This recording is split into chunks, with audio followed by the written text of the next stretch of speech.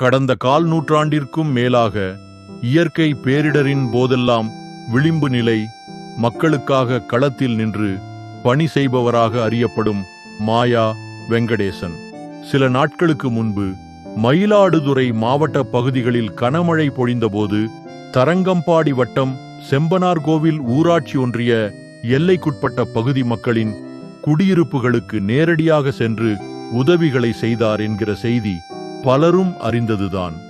இந்நிலையில் டிசம்பர் 17 முதல் கனமழை வருவதற்கான சாத்திய கூறுகள் இருப்பதாக சொல்லப்படுவதால் முன்கூட்டியே செம்பனார்கோவில் ஊராட்சி ஒன்றிய எல்லைக்குட்பட்ட பகுதி மக்களுக்கு அரிசி உள்ளிட்ட அத்தியாவசிய பொருட்களை கொடுத்து கொண்டிருந்த மாயா வெங்கடேசனிடம் பேசியபோது, வணக்கம். மக்கள் மசோதா கட்சியின் மாநில தலைவர் திரு மாயா வெங்கடேசன் அவர்களோடு இணைகிறோம். திரு மாயா வெங்கடேசன் கடந்த பல ஆண்டுகளாகவே இயற்கை பேரிடரின் போதெல்லாம் களத்தில் நின்று பணி செய்து வருவர். தற்போது மக்கள் மசோதா கட்சியின் பொறுப்பாளர்களும் அவருடன் இணைந்து மக்கள் பணி செய்ய தயாராக இருப்பதாக தெரிகிறது. மயிலாடுதுறை மற்றும் நாகப்பட்டினம் மாவட்டங்களில் தொடர்ச்சியாக மழை பொழிவு இருந்து வருகிற சூழலில் நள்ளிரவு முதல் மறுபடியும் மழை வருவதற்கான வாய்ப்புகளும் கனமழைக்கான வாய்ப்பும் இருப்பதற்காக தெரிகிறது. இந்த சூழ்நிலையில் திரு மாயா வெங்கடேசன் அவர்கள் மக்களுக்காக பணி செய்ய காத்திருப்பதாக தெரிகிறது. அவரிடம் பேசுவோம். வணக்கம் சார். வணக்கம். மறுபடியும் கனமழைக்கு வாய்ப்பு இருப்பதாக தெரிகிறது.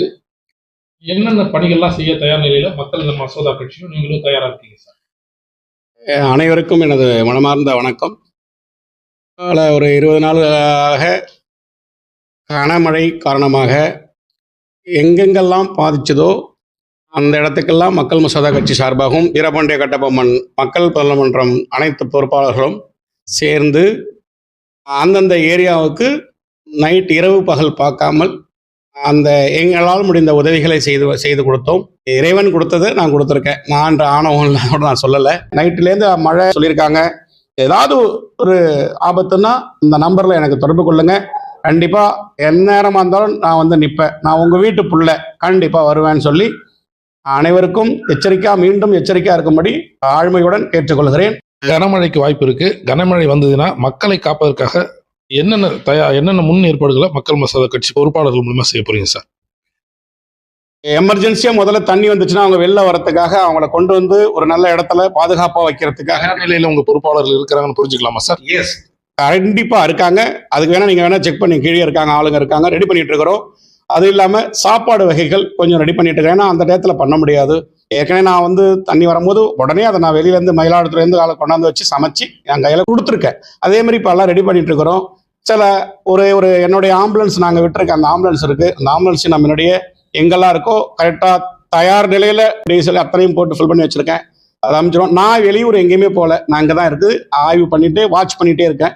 கண்டிப்பாக எந்த இடத்துலையும் ஒரு சேதம் வராத அளவுக்கு என்னால் முடிஞ்ச உதவிகள் கண்டிப்பாக நான் செய்வேன். பெருமழை வந்ததுன்னா அதை எதிர்கொள்றதுக்கு அவசர வாகனம், உணவு தேவை பூர்த்தி செய்வதற்கான ஏற்பாடுகள், அப்புறம் மற்ற அடிப்படை தேவைகள், இதெல்லாம் செய்யறதுக்கு வந்து மக்கள் மசோதா கட்சி தயாரா இருக்குன்னு நாங்கள் புரிஞ்சுக்கிறோம் சார்.